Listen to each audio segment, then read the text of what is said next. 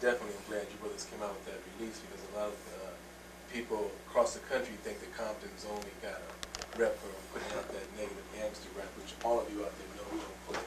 Only kind of gangster rap we will talk about is a black army that's going to come up against this devil. Right, right. You know what I'm saying? Right. Even if we got to go down to the motherland and show our brothers what time it is, you know. We definitely ain't with that Somalia thing. Right. I can't even understand it, you know.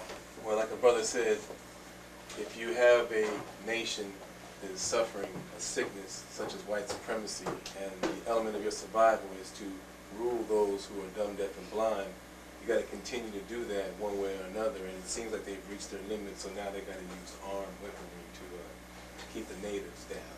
All right. So, you both want to shed any light before we get back to the mix, because you know, the folks out there, we want to hear that information, but we're definitely trying to kick some science and ballistics. And I do appreciate you brothers, you know, applying some material, because it's hard to put together a show of this type without the conscious material out there. It's a lot of crap rap and whack rap and any old kind of hammer rap, and we just, you know, we got to get with the facts, and we got to tell the science and be right and exact, because it's important. right. I personally think that, you know, a lot of major record labels try to stop artists from bringing forth that true knowledge. You know, songs like Black Phobia, I just know you wouldn't hear it coming from a major record label, no matter what that group was. You know what I'm saying? So we feel that, you know, being an independent record label coming out of Compton, we able to, you know, shed light on a lot of different things and express our, you know, opinions on the highest level. One of the positive things about putting out your own record, which I know a little bit about because I've had to release a couple of independents just to get, you know, the attention of the majors or the audience that's going to spend that money. But the Honorable Elijah Muhammad teaches do for self, and that's what you brothers have done. You put your own material together and you put it out there, and you don't need some record company executive who wears a tie and drives a Porsche and goes to parties in the Hollywood Hills on what rap is. So I know what you brothers are doing and what you're trying to do, and I appreciate it. All right. We appreciate it. Also, you know, my man Pete Rankin is in the house. He didn't even get to kick the brother kick some signs. Pete Rankin in the house. You know, you want to say what's up? Yeah, I like to say there's enough brothers landing Moor these days. Let's wake up, try to quit playing with those deadly toys, open up some books, you know, in the camp. Right, right. One book I definitely want to recommend is Message to the Black Man, along with the most Honorable Elijah Muhammad's teachings. And you know, you can pick that up from the mosque at 27 or 54, who I want to send some shouts out to. The mighty help for a while doing security in Venice. Yeah, brothers, I ain't forgot you. Enough respect due to those brothers over there. Yeah, them brothers doing much work, you know, trying to save our people and elevate, which is what we got to do. And we're going to do it every week right here. Any more shouts you brothers want to set out before we get back to the mix? I want to give a big up to my man G Money over there at the Hip Hop One Network. G Money, yeah. Enough support to the CNR crew. You know, we trying to come up. Also, I want to give a shout out to Yolanda in the house. I hope she's taping this at home. You know, Larry's wife. You know, and all the other brothers over there in the Terracetown area. You know, stay positive and stay mental and focused, man. And you know, you brothers out there, man, be careful. You know what I'm saying? Also, a shout out to the underground out in Compton, pumping out the hardcore hip hop videos. Beat tipping my man Extra Large Mark. Extra large. Extra large. How extra large is that, brother? Oh, he's massive. He's massive physically. But he's cool. Yeah, he's in the house though. No support. Definitely. Well, brothers, I thank you. I can't thank you enough for coming through. You know I'm gonna keep pumping your music. You brothers stay positive. Let them brothers know in the trenches what time it is to keep training. You know, you brothers get up, get your workout. You know what time it is. You know, when you go to the range, you know, be sure you just shoot their blanks and save yours. You know what I'm talking about. It's coming. You know, I'm not gonna be afraid to say it any longer. You know, it's like it's time for this devil to go. We tired of him stepping on us and kicking us around, going in other lands, breaking international law, flying his flag.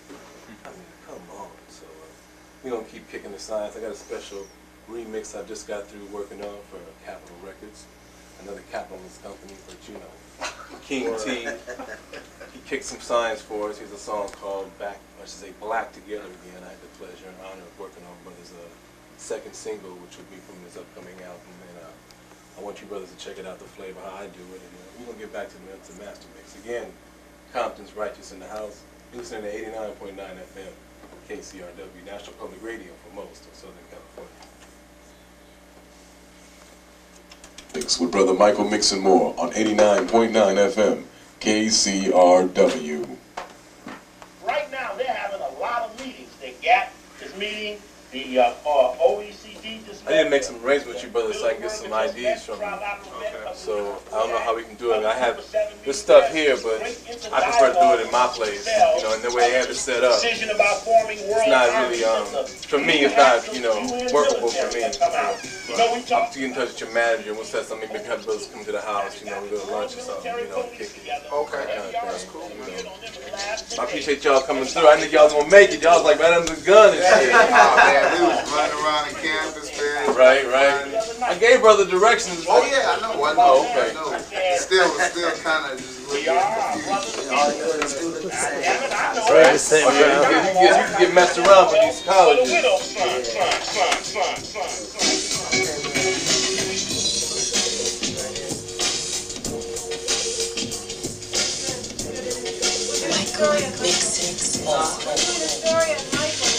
Wait, I gotta do this. How old are you now?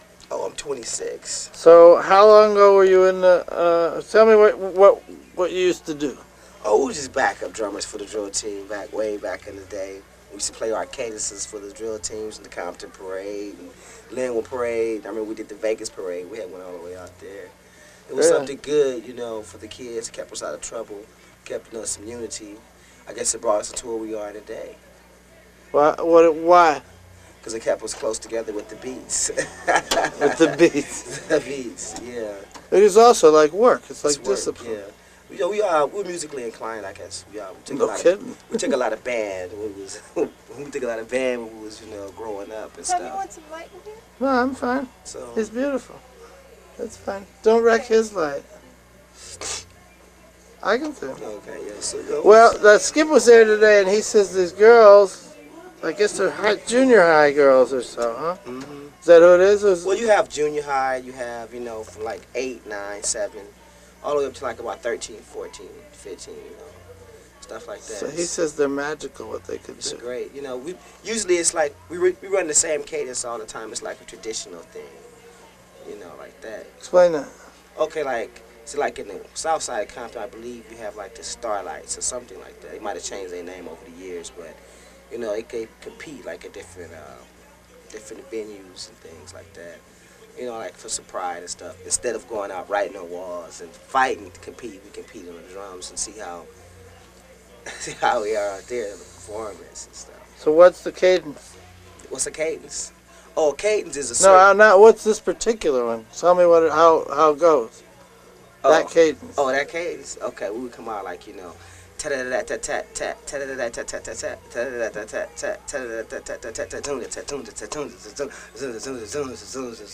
Blue City, and we'll go out and they'll do their little thing like that. See, that's how I used to go. You never forget a cadence. Never forget a cadence. And what do you play now? Oh, me, I'm like backup lyricist, and also I do lyricists on other tracks. But, you know, I just mess around with the EPS, samplers, drum machines now. Thanks. Everything is electric. It's all electric now. But it's the same. It's actually the same, but it's just all electric. It's a different learning experience. That's about it. So you do it all the time. You got a day job? We all have a day job. What's your day job? Well, my day job, I work with kids at City of Gardena, Department 34. Huh? What's that mean? Freeman Park. Uh-huh. So you work in the park, you're a park guy? Yeah, Park and Rec. Cool. Always with the kids, got to give something back. You know, my job is fulfilling. Great. Thanks. You got kids? One. You got Little one? bit, little I bit got more. 2. I got 4. I got 4. Really? 2 stepkids. One about like that, and one was about ready to beat me up. Thanks. All right. That's good. That was a coincidence. It's great. Oh, yeah. There's no such thing as good. I'm buying the rap. Rap projects, since I got more focused on rapping, because I was doing like R&B, everything, you know, but I got so tired of that shit, man. I just got tired of listening to it, I just don't want to bother me. I was just rapping reggae, that's it. And even my rap is like, it's gotta be saying something. How you Right, get yeah. up on doing remixes right there? Just to be honest, it really was just years of just banging on the door, letting them hear your work, getting in a position where you can be, you know, visible, like you be on the radio. I mean, you know, you all probably know I've been on the radio for years doing this shit.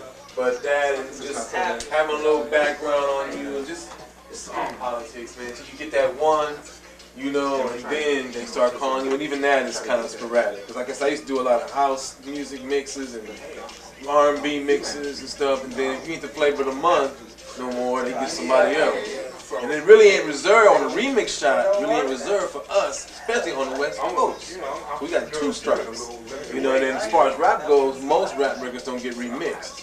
You know, usually the producer does it. You know, like me and Premier and Goo, we way close. You know, but it ain't too likely I'm gonna get a Gangstar remix because Premier does it himself. You know, plus he was a remixer who couldn't get no work, so he came and got with a rapper and started producing them, and boom. You know, so it's a lot of variables. You know, but to me, the best way for me, what I did it was just being visible, bamming on the door, letting them hear the work. You know, I mean, now it's a little easier for me because I've developed a name over the years. But when I first started, he wasn't Jelly Bean or somebody. You could forget it. You know, he wasn't in New York. You could forget it. You know, yeah. This is a brother I'm doing right now. This group right here, check this out. A little jazzy hip hop. Brothers called the Ghetto Gods. You heard of them? They knew, like y'all, you know, on the street, you know, trying to come up.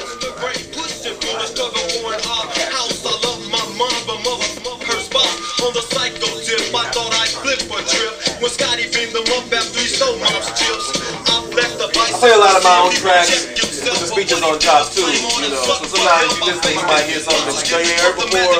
Yeah, I noticed that all the time. When you thinking you be having most records, It be that too.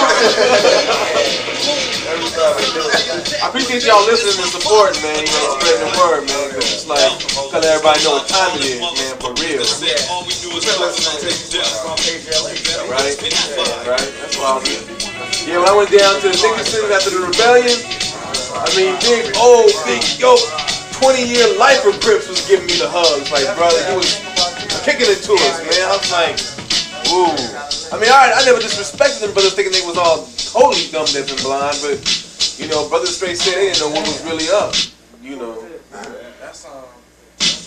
Bill Clinton is a Rhodes Scholar. Bill Clinton is a trilateral commissioner. Bill Clinton was an honored guest at the last Bilderberger This one of Premier's tracks. But the ridicule of it is, here's a man pledged to kill every black man he ever sees for the rest of his life. He had to pledge it to be in the secret Clinton ain't no different than Bush. And he is y'all see the source?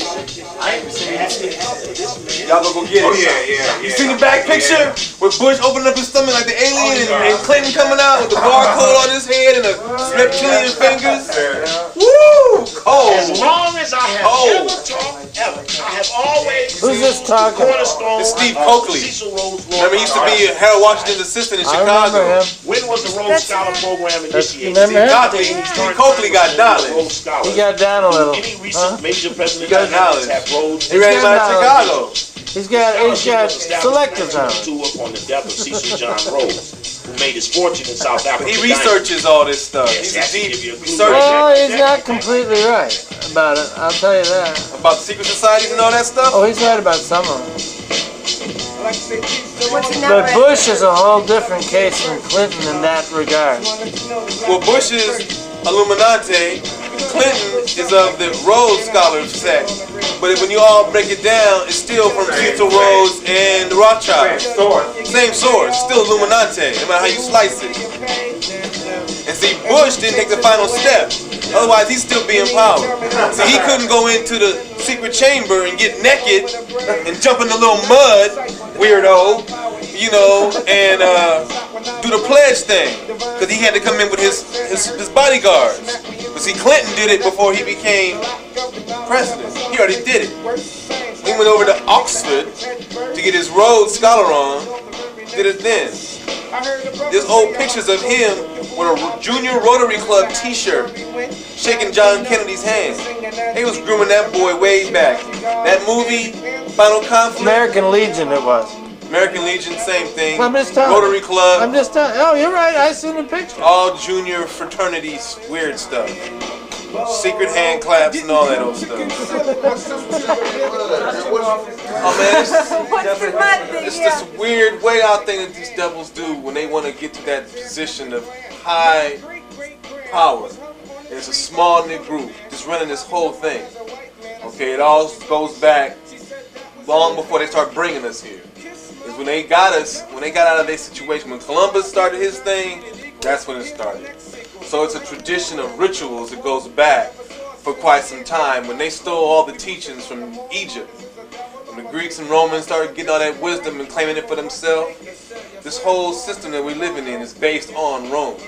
And everything that they're doing here, they're doing what they did in Rome. And Rome stole all that knowledge and wisdom from Egypt. So therefore, what they didn't understand, they destroyed.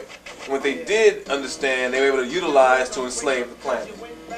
Okay, I'm with that, but the ritual issues. Well, see, the thing about it is, those who are in higher graces of whatever, who was considered to be pure, and those who could be elevated to a position of rulership, were basically gathered by those who felt privileged. And you basically had a group of individuals who started a clique of some sort that would rule forever. And it would be passed on generation to generation. And it all started with rituals. If you remember, the Greeks used to be into all kind of, that's why they freaks, do all kind of crazy stuff. So it all goes back to ritualists. That's why you got these alphas, consider themselves Greeks. That whole fraternity thing, an order of lodges and things like that. It's all weird, stupid shit. It's instead of just going straight to the Creator and getting the real wisdom, they got their own little makeup of doing God stuff. So I'm saying they all stole the teachings of Solomon, and they all praised the things that they learned from those philosophers and teachers of that time. That's why when you see those big Masonic lodges, you see like they quote Solomon and all these so-called great black wise men, and they have basically vowed to keep the secret that Jesus is black. And by them knowing that's the truth, they themselves have to continuously work to keep that secret suppressed to the masses. Those of us who've been privy to the knowledge and who've been studying the Bible truly, and the Quran truly, know that he was black due to the description. But there are people who go into the Bible a fool and come out a bigger fool, so they don't see that. So they've been able to keep that information suppressed. And one of the things they do in their ritual is they take you to see the body of Christ, to show you that we gotta know this. This is for us to see, so that we can keep this secret suppressed and this knowledge suppressed. Because once it's out, we're finished. See, so that's just to break it down in a nutshell. It's a lot of like weird shit, you know. It ain't got nothing to do with anything except them trying to be God, you know.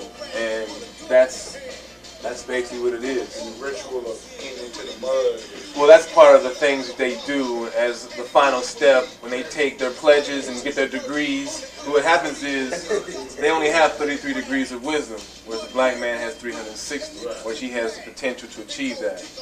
And when Moses raised the devil out of the Caucasoid Mountains, he gave him 33 degrees of wisdom along with trick knowledge.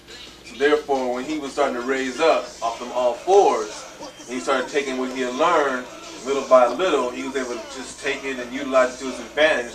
And whereas he became barbaric by his unnatural side coming out, along with the learned side. So he was able to take both of those elements and utilize them to start conquering parts of the planet. He started from Russia, worked his way down through Europe, all the way down to India, and then started spreading out south and going around the planet. Before you knew it, we're under this fool's rule. But only for a season.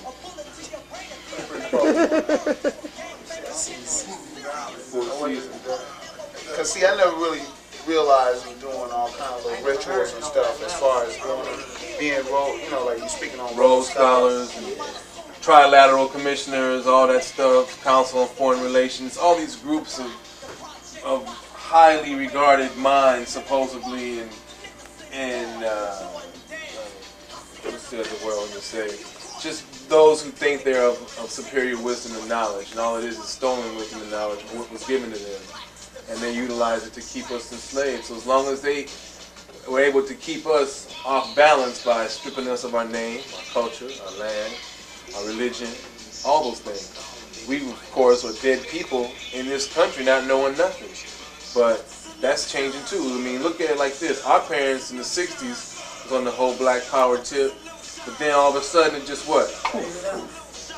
But this time around, it don't seem that way, do it? It's like everybody still, even though we got a lot of people with the Malcolm thing, even beyond that, you know, you got people who are just like, I mean, the Crips and Bloods is a perfect example.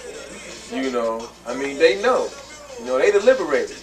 That's why every time I do open the mic up, when I do it, ain't that often, I always talk to them. Especially after what happened when I went to the Nicholsons. Them brothers were like, yo, brother, you know, we appreciate what you was doing. That meant a lot to me, because I respect them brothers. Big time.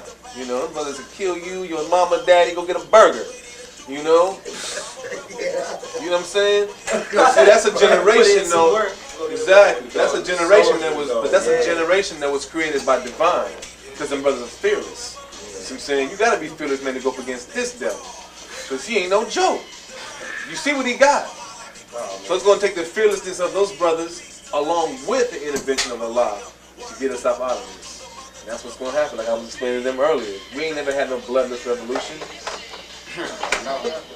And I don't think we're going to start. Especially when there's a price to pay. You know, there's got to be some blood for those who have been the ones at root of all this. And like I was saying to them earlier as well, there may be some great white people, good white people around. I give that up. But see, they are the seeds that must be reaped. You see what I'm saying? And it's unfortunate what their parents or great-grandparents did 100, 150, 200 years ago. That debt ain't been paid. You know, if you die and leave a will, that will's going to be honored. And you can pass that on and pass it on. So a debt's a debt, a bill's a bill. If you give a dance, you got to pay the DJ, right? Yeah, definitely. Well, see, that's really the whole science with, you know, what we doing with our own record label. You know, coming with Compton's Righteous. Right. We trying to come with a project to let you know there's no, I mean, I'm not racist, but, you know, to be honest, I believe that, you know, a lot of white people are pimping the culture of hip-hop. Oh, man, it's going on big time. So here we are, a group of brothers that put out a project, and you look at what we've done, and there's no white hands involved. That's directly what we was thinking about to the people. You know, there's no middleman, there's no nothing. We get all the work, we do all the footwork, we do everything. You gotta do for self. And then we gonna That's raise all there up is to it. There's no two ways about it. brothers with us. If you wait around for somebody to do it for you, it's not gonna get It's done. not gonna happen. Not It gonna won't happen. happen like you want it to happen. Nope. You do it. You won't get the uncut truth, like what we believe is Right. we got in our project is like the uncut.